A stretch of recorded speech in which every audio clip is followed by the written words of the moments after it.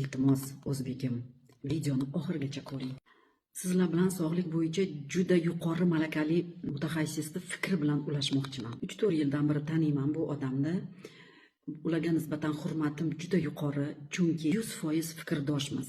Bir ko'rishdanoq yaxshi ko'rib qolganman va hozirgacha doimiy muloqotda ishlaymiz. Mazgisini to'g'rilamasa hech qachon davo. Onkologiya bo'ladimi, ginekologiya bo'ladimi, urologiya bo'ladimi, farqi yo'q. Tanasida nima kasal bor, odamlarda manfaat bor, vigida bor. Kasal bo'lish uchun vigida bor ekan-da, shunga yetib keldim. O'zinglar bilan o'zinglar chestni bo'lsanglar, ana o'shanda keyin bir narsani natijaga olib chiqishinglar mumkin. Ikkilanchi manfaat degani mehr yetmagandan, e'tibor yetmagandan, uhud yetmaganidan, shirin ovqat yetmaganidan, tepalarda 5 ta 10 ta odam e'tiborida kuchi-muchi qilib turganidan sizlar kayf qilasizlar. O'shaning uchun ham tuzalmaysizlar. Dunyo kezib ham, oyga chiqib ham, doktorga top qidirsanglar ham sizlar tuzalmaysizlar. Chunki sizlarda manfaat bor. Bitta yaxshi narsani yaxshilab bilib olinglar. Yoninglardagi eringlar bo'ladimi, yoninglardagi xotininglar bo'ladimi, farzandinglar bo'ladimi, kiminglar bo'lishidan qat'iy nazar, ular ham bu dunyoga yashagani kelgan. Sizlarni ingir kasalliklarni eshitib, tepangizda o'tirgani kelmagan. Yeganni qusmog'i bor o'rtoqlar. Siz yillar davomida 50 yil, 40 yil, 30 yil, 60 yil, 70 yil yeb kelgan ovqatinglar bormi?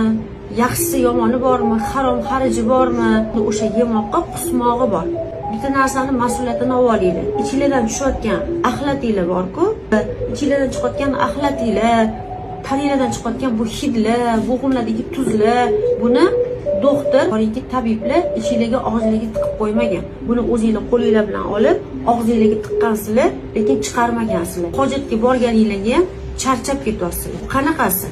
Saqlab o'tiringlar chegilardagi axlatinglarni, miyanglardagi musorlarni dimlab o'tiringlar-da, bir umr kasalvon yasab yuringlar o'zingizlar. Ichinglardagi pretenziyalar, mana miyanglardagi turgan axlatlarni oldin tozalab olinglar. Mas'uliyatini shunday olib vrach bo'yniga qo'yib qo'yishinglar, bu eng ahmoqgarchilik bo'ladi. Insulininglarni quchoqlab olib, gormoninglarni quchoqlab olib, bir paket dorilarni quchoqlab olib, mashina o'xshab olgansizlar. Yaxshilik tilab, haqiqiy shifo yo'lida tuzalib ketib, har tomonlama bir sog'lom, baxtli bo'lishingiz uchun ikkita yo'l turadi. Haqiqiy shifo yo'li bu Alloh buyurgan yo'l. Shaytoniy yo'l deydi, bu odamzod o'ylab topgan metodika bo'ladi. Bu degani doimiy bir umr ximikal dori, operatsiya, doktordan doktorga, doktordan doktorga. Ozgina o'zinglarni eshitinglar.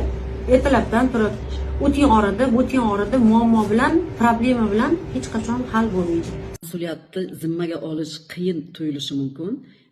Sodda yo'li bor. Shaxsiyga murojaat qilsalaringiz, bu yog'ini gaplashamiz.